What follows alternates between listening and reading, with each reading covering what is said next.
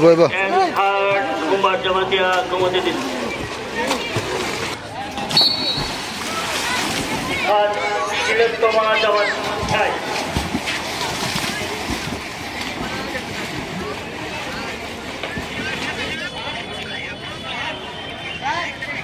Mr. King, please give us the present.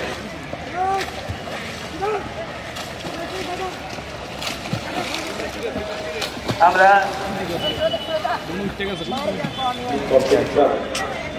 Junior এবং senior আয়োজক বিশ্বরাজ্যের swimming assistant যারা রয়েছেন সবাই সম্মিলিতভাবে সুন্দর একটা অনুষ্ঠানের আয়োজন করেছেন। উপস্থিত আছেন মাননীয় রামপ্রসাদ পাল মহোদয়, ত্রিপুরা বিধানসভার উপাধ্যক্ষ। উপস্থিত রয়েছেন সুইমিং অ্যাসিস্ট্যান্টের সভাপতি, সহসভাপতি, সম্পাদক সহ অন্যান্য যারা অতিথিরা রয়েছেন এবং সুইমিং প্রশিক্ষক যারা রয়েছেন, অভিভাবক মন্ডলী যারা এসেছেন, যারা এখানে সুইমার যারা রয়েছেন, তাদেরকে নিয়ে যারা আসছেন, অভিভাবকের সবাইকে আমি শুভেচ্ছা অভিনন্দন জানাই। আমার আগে বার্তা বলেছেন যে আমাদের রাজ্যের গৌরব, আমাদের যারা এই রাজ্যের থেকে বেরিয়ে গোটা দেশে এবং বিদেশে আমাদের নাম উজ্জ্বল করছে। আমরা সবাই জানি খেলাধুলা অনেক পরিবর্তন হয়েছে। যুব ভারত, ইয়ং ইন্ডিয়া আমরা বলি। ভারতবর্ষে অনেক পরিবর্তন হয়েছে। স্বাধীনতা ৭৭ বছর এসে দাঁড়িয়ে আজ আমরা গর্ব করে বলতে পারি যে ভারত শ্রেষ্ঠত্বের দিকে এগোচ্ছে। ভারত জগৎসভার শ্রেষ্ঠ আসন লবে। সেটা শুধু গানের বলিয়ার সেই কবির ভাষা এখন আর নয়, সেটা বাস্তবে রূপান্তরিত হতে চলছে। আজ আমরা দেখতে পাই বিভিন্ন খেলাধুলার মাধ্যমে হোক বা সার্বিক ভারতবর্ষের যে আজকের পরিস্থিতি, ভারতবর্ষের যে উন্নয়নের ধারা তাতে প্রমাণিত হয়। আমরা একটা সময় খেলাধুলা যারা ভালোবাসি, যারা টিভি পর্দায় খেলা দেখি, একটা সময় এরকম ছিল অলিম্পিক গেম হতো, সেখানে আমাদের মেডেলটা ছিল উগান্ডা, নাইজেরিয়া, কেনিয়া, ওই সমস্ত ছোট ছোট দেশগুলো থেকেও, শ্রীলঙ্কা থেকেও আমাদের নিচে ছিল আমাদের মেডেল সংখ্যাটা, ফায়দাটা। এটা প্রধানমন্ত্রী নরেন্দ্র মোদীজি দেন যখন ওনার হাতে দায়িত্ব দেওয়া হল 2014 সালে, তিনি একটা সভায় তিনি ব্যক্ত করেছিলেন যে আমাদের এতগুলো বিশাল দেশ, যে দেশে 140 কোটি মানুষ বসবাস করি, আমরা এতগুলো বিষয়ে আমরা চন্দ্রায়নে ল্যান্ডিং করে নিয়েছি, আমরা এত বড় বড় গবেষণা করেছি, আমরা এতগুলো অ্যাচিভমেন্ট আমাদের ভারতে, অথচ আমরা খেলাধুলায় ওই ধরনের অ্যাচিভমেন্ট করতে পারছি না। কিন্তু ওনার সেদিনের যে ওনার ইচ্ছা বা ওনার যে বক্তব্য, তাকে পাথর করে আমাদের খেলার জগতে যারা আছেন কোচরা এবং স্পোর্টস অ্যাসোসিয়েশনগুলো, তারা নিজেদেরকে বদলানোর চেষ্টা করেছে। আমরা দেখেছি 2023 সালে যখন প্যারা হলো বা এশিয়ান গেমস হলো, এশিয়ান গেমসে 110টা মেডেল, এটা স্বাধীনতা ৭৭ বছর পর ভারত একসঙ্গে জিতেছে। এটা আমাদের ভারতের গৌরব যে একসঙ্গে এতগুলো মেডেল জিতেছে। আমরা দেখেছি প্যারা হয়েছে, প্যারা অলিম্পিক এশিয়ান যখন হলো সেখানে 111টা মেডেল জিতেছে। আজ পরিবর্তন হয়েছে। আজ আমাদের যে ছেলেমেয়েরও বিভিন্ন রাজ্যে গিয়ে নিজেদের প্রতিভা, আমরা এই গত বছর 2023 সালে আপনারা জানেন এই যে আমাদের আগরতলা শহরে আমরা ন্যাশনাল করেছিলাম স্কুল বোর্ডের মাধ্যমে। আমরা অনেকগুলো ক্যাটাগরিতে আমাদের ছেলেমেয়েরা সিলভার গোল্ড জিতেছে।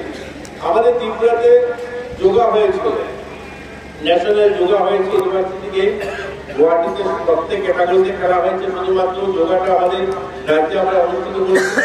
200টা ইউনিভার্সিটি পার্টিসিপেট করেছে গুয়াহাটিতে যে খেলাটা হয়েছে।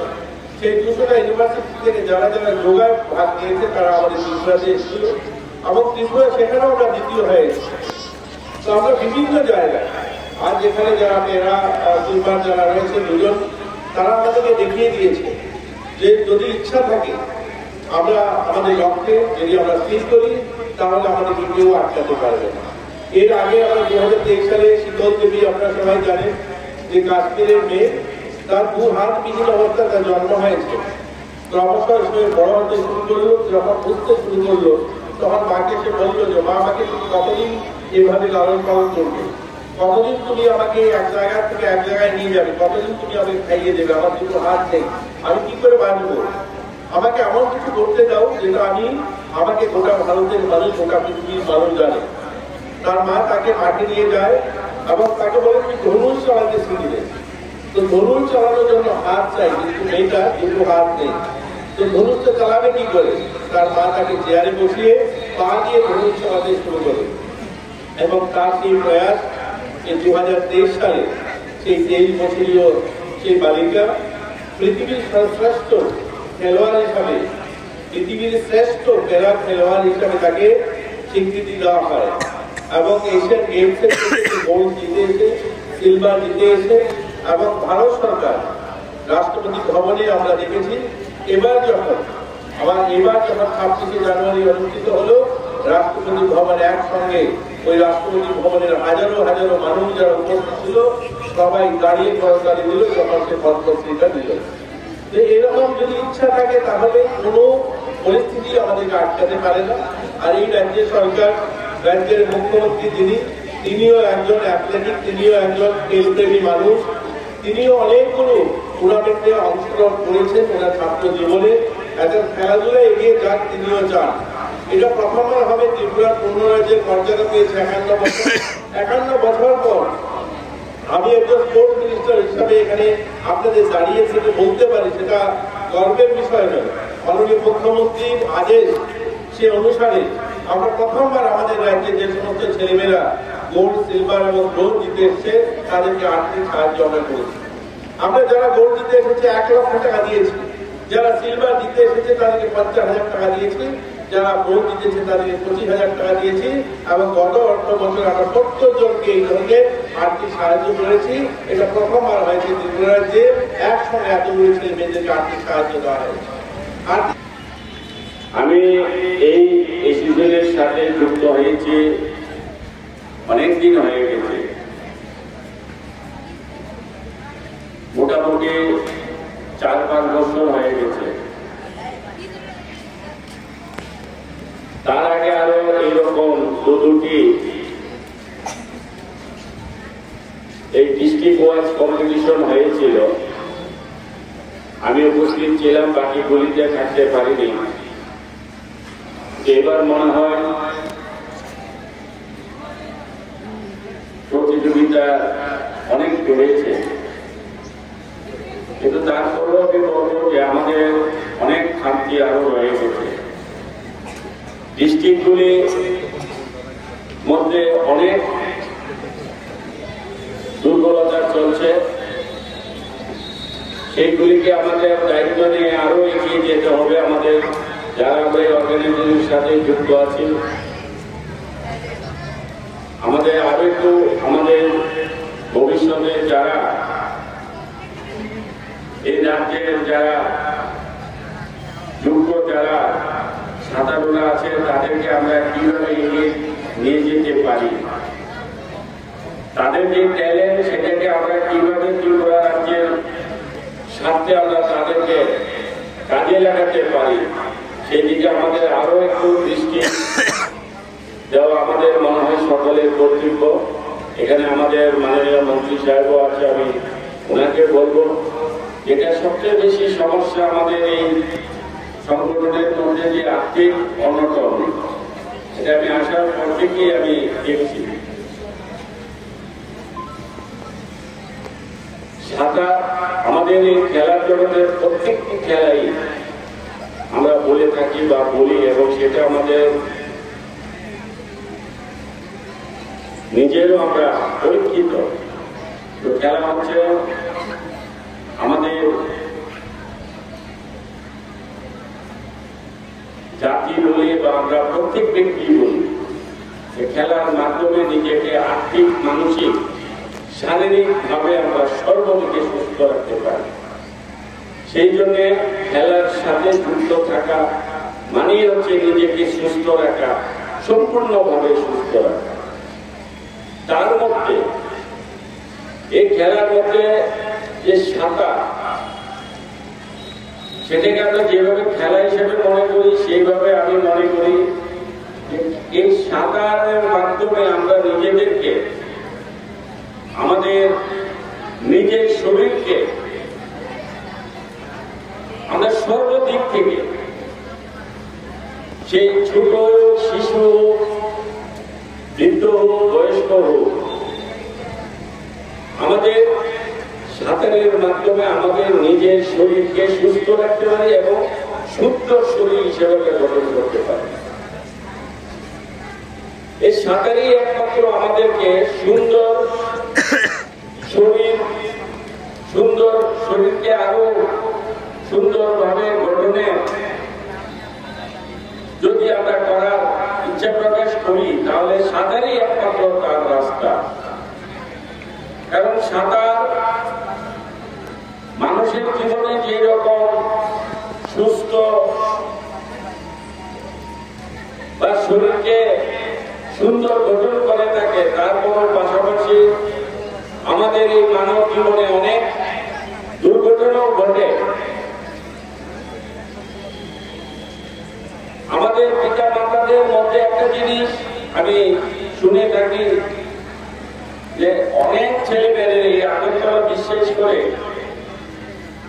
80% যারা শিশুরা আছে, ছোট ছোট 3 বছর 4 বছর থেকে শুরু করে 10-12 বছর 15 বছর, পিতা মাতাদের একটা আলাদাভাবে তাদের চেষ্টা থাকে যে আমার ছেলেকে সাঁতার শিখিয়ে রাখা। সাঁতার শুধু শরীর সুন্দর গঠন করে সেটা নয়, সাঁতার শুধু একটা খেলার মাধ্যমে নিজেকে প্রতিষ্ঠিত করা, এগিয়ে নেওয়া, সেটাও শুধু নয়। সাঁতার শিখে রাখলে বা সাঁতার শেখাটা আমাদের জীবনে বেঁচে থাকারও একটা কিন্তু এটা একটা উপায়। কারণ আমাদের মধ্যে অনেক সময় আমরা দেখে থাকি যে আমাদের কোনো জায়গায় পুকুরে হোক, নদীতে হোক বা যে কোনো জায়গায় হোক, যারা সাঁতার জানে না, যাদের ছেলেমেয়েরা তাদেরকে সাঁতার শিখায় না, এই জলের মধ্যে পড়ে তার জীবন হানিও হতে পারে এবং সেগুলি হয়। সেই জন্য আমাদের প্রত্যেকেরই সাঁতার শেখাটা অনিবার্য।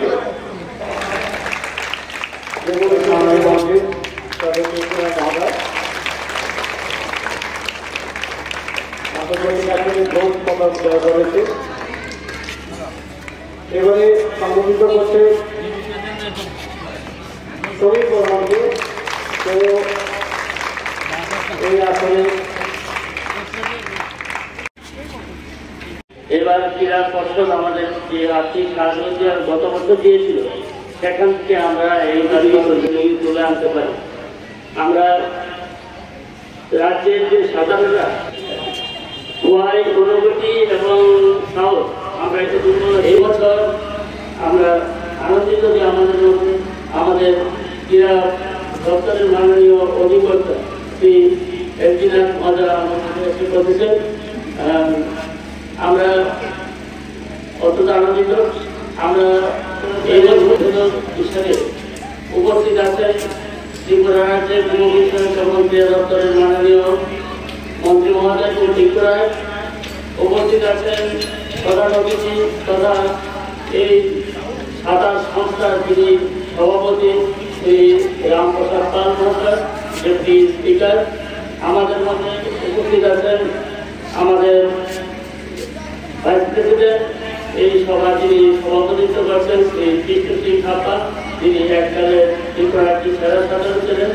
এখানে মঞ্চে উপস্থিত আছেন বাণী দাস, যিনি প্রথম ত্রিপুরা রাজ্যের গোল্ড মেডেল মহিলাদের মধ্যে এনেছিলেন। আমরা গর্বিত আমাদের মধ্যে উপস্থিত আছেন সেরা সুইমিং, যিনি ইন্টারন্যাশনাল থেকে পদক কুড়িয়ে এনেছেন শ্রী বিনীত রায়, এবং আমাদের প্রাক্তন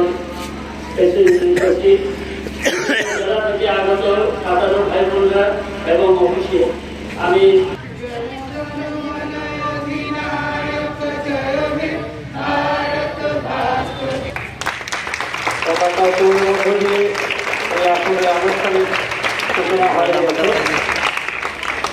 আমরা এরপরে বরণ করে নেব আজকের এই অনুষ্ঠানে প্রধান অতিথি মন্ত্রী মহোদয়। তাকে আমরা প্রথমেই বরণ করে নেব, স্বাগত জানাবো।